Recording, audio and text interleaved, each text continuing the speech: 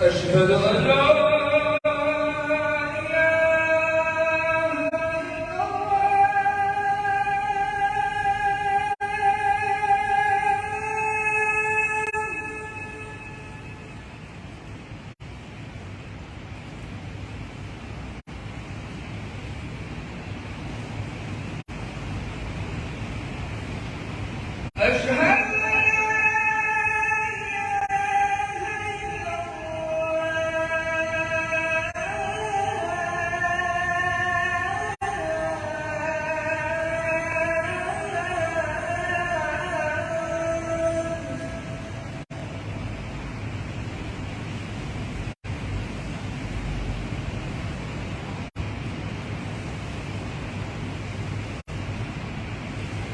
أشهد أن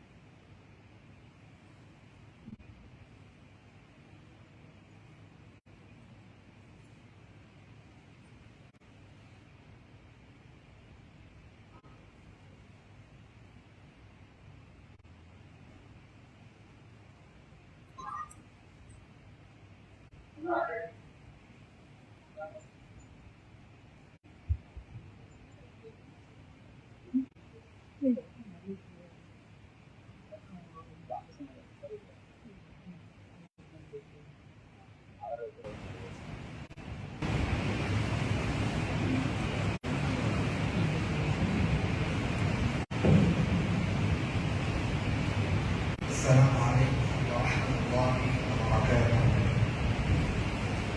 أعوذ بالله من الشيطان الرجيم. بسم الله الرحمن الرحيم.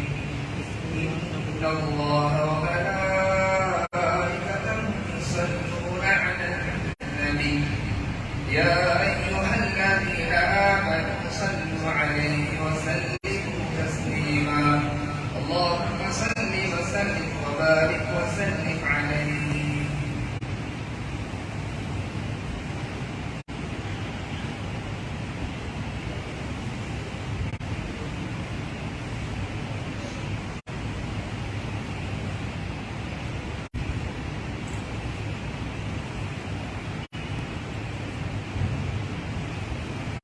السلام عليكم ورحمة الله وبركاته.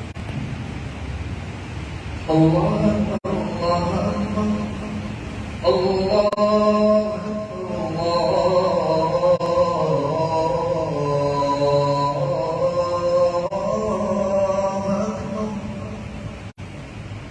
أشهد أن لا إله إلا الله. أشهد أن لا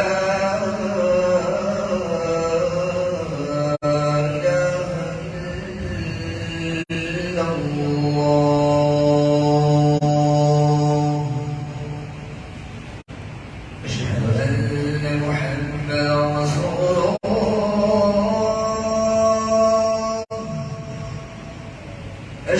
أن محمدا رسول الله.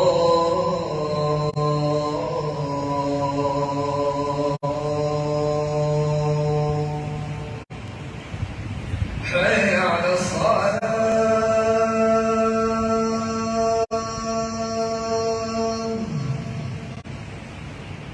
حي على الصلاة.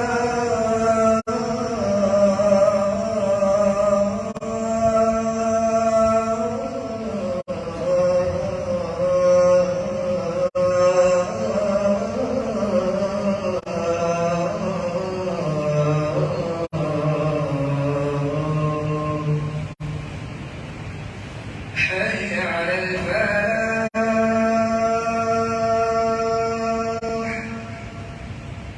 حي على الفلاح.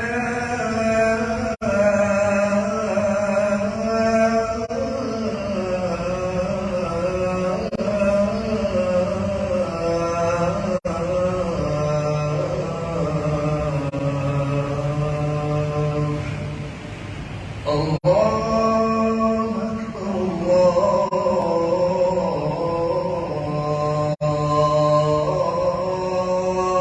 أكبر. لا إله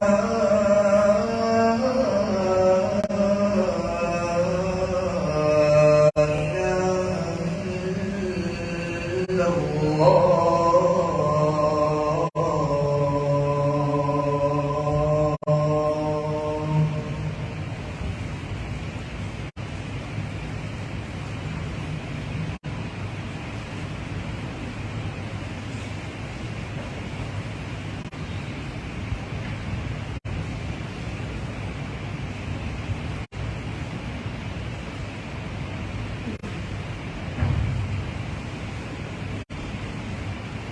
بسم الله الرحمن الرحيم. الحمد لله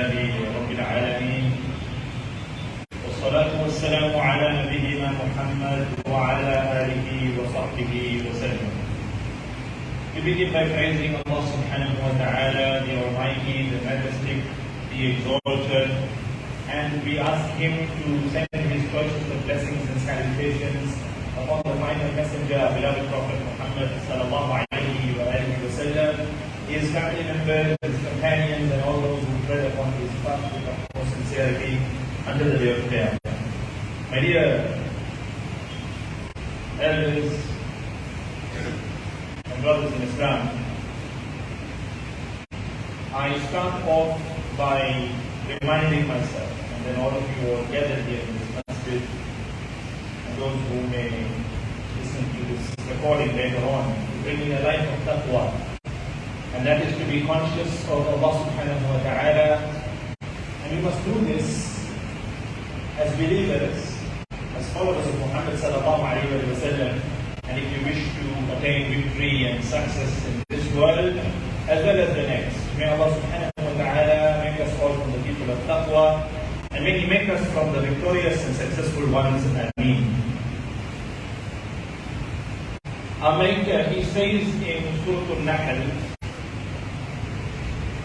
إِنَّ اللَّهَ يَأْمُرُ بِالْعَدْلِ وَالْإِحْسَانِ وَإِيتَاءِ ذِي الْقُرْبَى وَيَنْهَى عَنِ الْفَحْشَاءِ وَالْمُنكَرِ وَالْبَغْيِ يَعِظُكُمْ لَعَلَّكُمْ تَذَكَّرُونَ. Now this is an ayah which is read almost every single Friday by the khatib, by the preacher, I'm sure rings the bell. Most of you are familiar with this ayah. So in this ayah, Allah subhanahu wa ta'ala, He orders, Inna Allah, indeed Allah, ya'muru bil-'adl. He orders, He enjoins what? Al-'adl, justice. He enjoins and He orders justice. Hadith is recorded in the book of Imam Muslim, rahimahullah, where our Messenger sallallahu alayhi wa sallam is reported to have said, and by the way, this is a hadith Qudsi. What is a hadith Qudsi? Some of you might be familiar with what a hadith Qudsi is, and if you aren't familiar, hadith Qudsi is basically the words of Allah subhanahu wa ta'ala transmitted to us through the Messenger of Allah sallallahu alayhi wa sallam, but it is not considered Quran. The Quran, what is the Quran? Quran, the words of Allah subhanahu wa ta'ala, and that too was revealed unto us through the Messenger sallallahu alayhi wa sallam. The hadith Qudsi is the same thing, but it is not considered Quran, but rather it is from the category known as hadith. So hadith Qudsi, where Allah subhanahu wa ta'ala, He says, O my slaves, I have forbidden dhulm, I have forbidden injustice, I have forbidden oppression, I have forbidden wrongdoing, dhulm. I have forbidden this unto myself, and I have made it haram amongst you all. So do not wrong one another. Do not wrong one another. Do not oppress one another. Do not deal with one another in an unjust way. I want you all to internalize the ayah that I just read and this hadith of the Prophet sallallahu alaihi wasallam. Now this concept, this idea of justice is obviously a very lofty one. And you might be thinking, but it's not necessarily relating to me. I'm no judge. I'm no Supreme Court judge. I'm no High Court judge. So you know what? All of this, I don't really relate to it. You know, you and I, we tend to pass judgments more than actual judges. We tend to pass judgments more than supreme judges in their courts. We pass judgments between friends. We pass judgments between family members. You pass judgments between your children, between siblings, as an employer between employees, as the Imam of a masjid between individuals who come to him for advice. Why? Even during sport. Even during sport. You're playing with your friends. Obviously, you're not playing professionally. Let's say you're playing as a recreational activity. You're not going to have a referee or an umpire. So what happens? We tend to play that role. So if you feel that a shot is out, for example, you call it out, and at times there is a dispute. And then you come in between to judge, to mediate. So at every juncture, regardless of how trivial it may be or how serious the situation may be, إِنَّ اللَّهَ يَأْمُرُ بِالْعَدْلِ. Indeed, Allah subhanahu wa ta'ala, He enjoins justice upon us.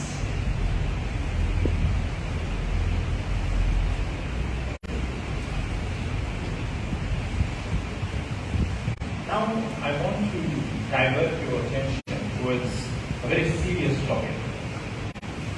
For those of you all this while, if you one foot here and one foot elsewhere, I want you all to focus. Because this is a very serious topic. And it is related, if I just set the stage by talking about justice, I just set the stage. And now that our minds are conditioned, contextualized, now I'd like to address this topic. Today you hear children saying, siblings, my brother is the only one in the house who gets all the attention. My sister gets everything that she wants. My younger brother, he gets everything that he wants. He's close to dad, or she's close to mom. This is a common problem that we see across many families, many households today. And this is the problem of favoritism amongst children. This, my dear brothers in Islam, is a huge form of injustice. Parents, they show favoritism for many reasons. It could be at times shown to the eldest child, it could at times be shown to the youngest child, it could at times be a preference of a son over a daughter, or the preference of a daughter over a son, or the fact that a child is more closer, is more loving, is more obedient. There are a number of factors that lead to a parent favoring one child over the other, and at times it could happen for simply no reason at all. No reason at all. As you can see, it takes on many forms, it takes on many shapes. And this will manifest itself in the form of the father or the mother excessively praising one child and neglecting the others. It can take on the form of the father or the mother giving gifts to one child and ignoring the rest. Or it can take on the form of the father or the mother giving more expensive gifts to one child in preference to the others. And it can also manifest itself in such a way where the father or mother who favors one child over the other ignores the other children. Ignores the other children. My dear brothers in Islam, our deen, our religion, and the teachings of the Prophet ﷺ condemns and declares as forbidden all these injustices that we just mentioned, all these biases. Favoritism is not something that Islam permits, it is forbidden. I want to share two incidents, two narrations of the Prophet ﷺ. The first one being the hadith of responsibility.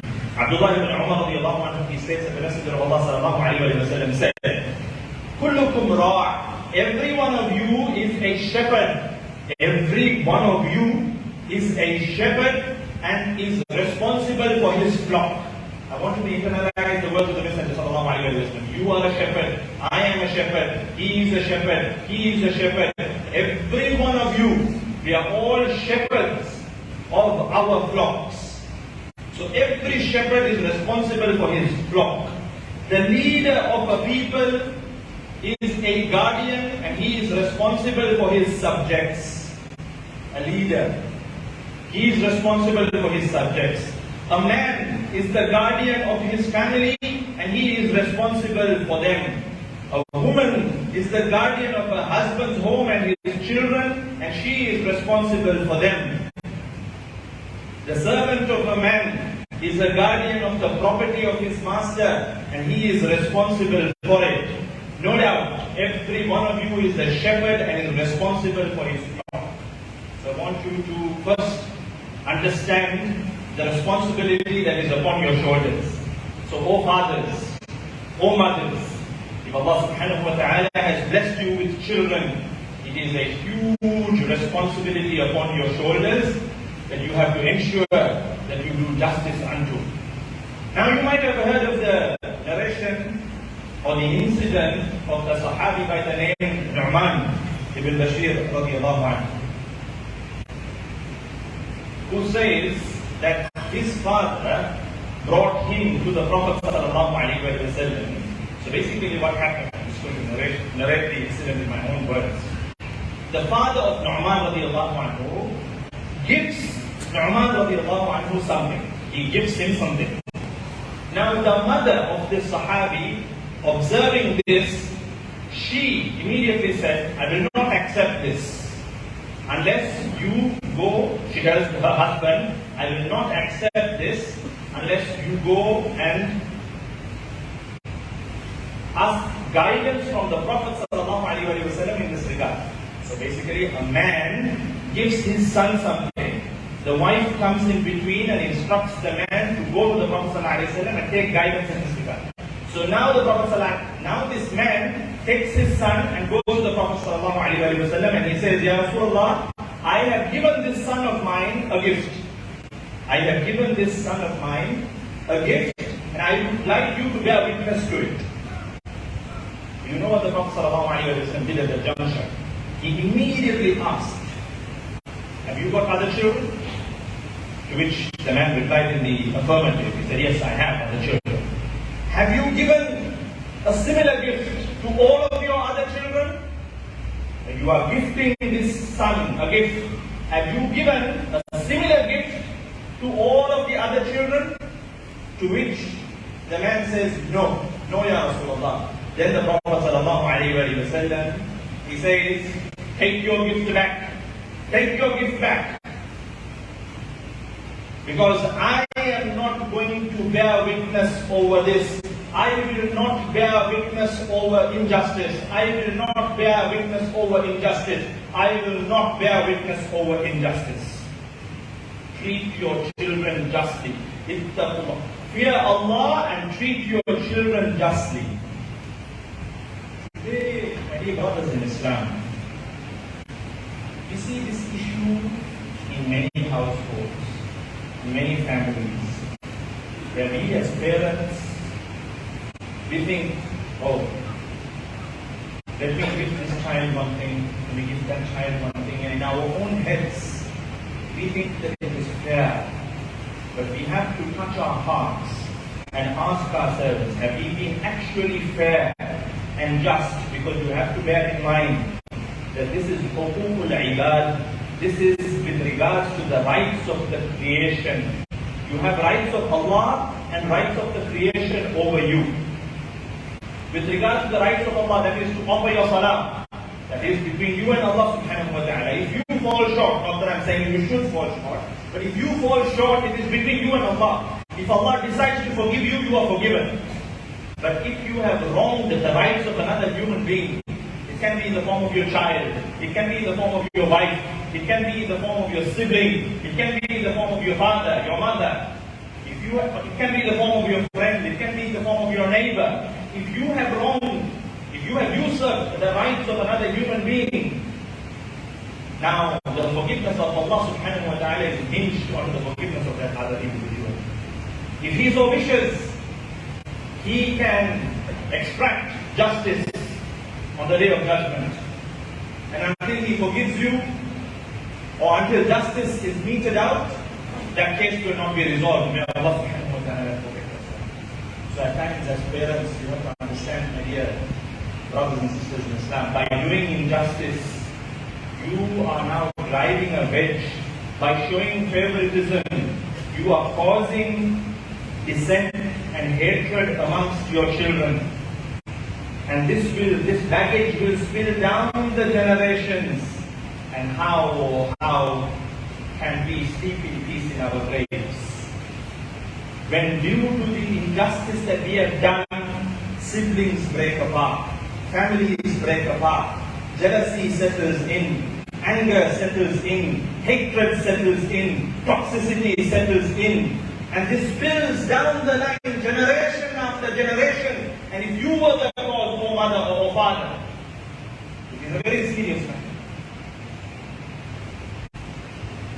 So with regards to gifting in summary, I'm going to mention the ruling because people think that when gifting, I can gift one child and maybe I'll gift another child later on. No. With regards to gifting your children, you have to be equal.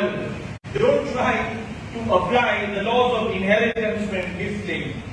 Some people think, oh, the laws of inheritance, the son should get double the daughter. So let me gift also like that. Let me give my son double the daughter. No, it doesn't work that way. There is a lot of wisdom behind why the laws of inheritance have been structured as such, and why the male gets double the female. Don't think that that is a form of injustice. That is divinely stipulated by Allah subhanahu wa ta'ala, and it would require another sermon or a series of lectures for me to go into detail and explain the wisdom behind the laws of inheritance. But in terms of you and I, we cannot apply divine laws. The minute a person passes away, the minute a person dies, his or her estate, the word estate is used to refer to everything that a person owns or possesses in a legal sense. The estate of that individual will be divided according to the laws of inheritance. Automatically, the laws of inheritance come into play. So at that point, if you have knowledge about it, if you don't have knowledge about it, you can refer to a scholar who will guide you, or your family will refer to a scholar who will guide them in terms of how the inheritance needs to be divided. But during your lifetime, when you gift, you have to ensure that, and this is the proof, the hadith that I just shared, Jummah Khutbah, the Prophet was saying, gift equally, you have to gift equally. Now, having dealt with the subject of gifting, we come to inheritance and the last will very quickly. When talking about the last will, again people have misconceptions with regards to this. The Prophet ﷺ is reported to have said that it is the duty of every Muslim who has something to be given as a will or through a will, not to spend 2 nights without writing a will about it. Now, this will, what does the will entail? If you listen to me attentively, you won't be confused, inshallah. Let's say a man owns 1 million of whatever, okay? 1 million. Now, during his lifetime, if he chooses to gift his children from that 1 million, he has to gift equally. So let's say he chooses, let's say for the sake of this example, he has 1,100,000. Now he wants to gift, he has 2 children, he wants to gift his children. He can't take 100,000 and give one child. If he's gifting, he has to give 50,000 to one child, 50,000 to the other child. If he wants to give gold, 1 gold coin to one child, another gold coin to another child. If he wants to give a property, the properties need to be equal in value. Gifts have to be equal. So let's say 100,000 was given as gifts, 50,000, 50,000. How much is he left with? 1 million. Now this 1 million, okay, he has it with him. If he dies, we didn't talk about the will as of yet. If he dies, automatically the laws of inheritance will come into play and the 1 million will be divided across his living heirs, his living inheritance, that may be his wife and his 2 children. It will be divided as per the shares stipulated in the Quran. So where does the will come into play? You have to understand that generally inheritors are not brought into the will. Because why? They are by default going to get through the inheritance scheme. So you might be wondering that what is the purpose of the will? What is the purpose of the will? The purpose of the will is to write a portion of your wealth to someone or a charitable cause, to someone who may not inherit from you, or a charitable cause. And that too, the will can only encompass 1/3 of your wealth. It can't go beyond that. Because we have the hadith of a companion who was on his deathbed and he asked the Prophet ﷺ, can I give my entire wealth away in charity? The Prophet says no. Then he says, can I give half of my wealth away in charity, 50%? The Prophet says no. Then can I give 1/3 of my wealth away in charity? 1/3, 33.33%. The Prophet says, yes, you may give, and even 1/3 is a lot. Even 1/3 is a lot. Why? Because we have other hadith of the Prophet ﷺ that tell us that it is better, or if I'm not mistaken, even in the same hadith, it is better to leave your inheritors independent, as in wealthy, or with some wealth, rather than leaving them begging from people. So if you decide to give all of your wealth away in charity, what about your inheritors? You're depriving your inheritors, you're depriving your children of actual wealth. So with regards to the will, it can only encompass 1/3 of your estate, and that 1/3 should ideally not be for your inheritors because they are already going to inherit through the inheritance scheme. It can be for someone who is not going to inherit from you. Someone who is not going to inherit from you. It can be a family member, it can be a friend in need perhaps, someone who was with you all the while. You can make out 1/3 of your estate to that individual, or 1/3 of it for a charitable cause. Let's say you can write 1/3 of your estate to a masjid, 1/3 of your estate to a charitable organization, for it to be utilized in the form of charity. So this is the main use of the will, and along with that, another very important feature of the will. And why the Prophet ﷺ says that if any one of you has something to write in your will, 2 nights should not pass except that you write it. Mark my words, this is a very important feature. If you owe money to people, and if people owe money to you, put it in your will. Don't wait 2 nights without including it in your will. It's a stark reality, but you and I, we have to accept it. We all think, I'm not going to die today. I'm not going to die tomorrow. Touch your heart and think about it. You have so many dealings going on in your head that not even your wife knows about it at times. Not even your children know about it at times. Now what if you die today? What if on your way home you die? And now these people who you owe money come and stand at your doorstep saying, your father, asking your children, your father owed me this much of money. Your father owed me that much of money. Now your children are going to be in confusion. Who are we to trust? Are we to trust this man who has come? Sometimes there may not be the proper documentation in place, or it can be a very complex deal. Sometimes it can be a very complex transaction. So therefore, all these things have to be written down. And by writing it in a will, my dear brothers in Islam, it shows that you are ready for death, and that you know that death can come at any time. And you don't want to leave this world with some debt hanging, where you owe somebody money and they don't know who to reach to get the money. Or someone owes you money and you don't want to deprive your children of it. Maybe you have invested it somewhere, with someone locally, abroad, Allahu A'lam, include it in your will so that your inheritors, your family, your children know about that wealth. This is a very, very important feature of the last will that many people overlook. So I hope it's clear. And if you are in confusion, reach out to a scholar that you trust and gain clarity in this regard. My dear brothers in Islam, gain clarity, learn about it. Don't be oblivious, don't be in the dark about it. It's a very, very serious matter. I intended to touch on favoritism, but as a tangent I went into this. Favoritism is a problem that we need to tackle. As parents, don't let that toxicity spill onto your children. Don't let it spill onto your children. In that same hadith, I mentioned that to conclude, the Prophet said, tells Jummah Khutbah, by doing this, it's going to result in one child respecting you, loving you and doing everything, and it's going to indirectly result in the other children ill-treating you. So you are the cause of it. So don't be the cause for injustice to spread. Don't be the cause for oppression to spread, because you are the shepherd. You are the one in charge. You are responsible. And the wealth is now in your control.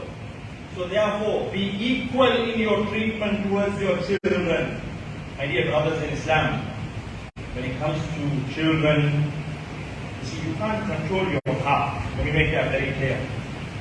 What comes in your heart, and I think people will relate to this, sometimes involuntarily, because maybe you have two children and one child is very obedient, loves you, is always there for you, whilst the other child at times is a little blunt and maybe does not want to help you with certain things.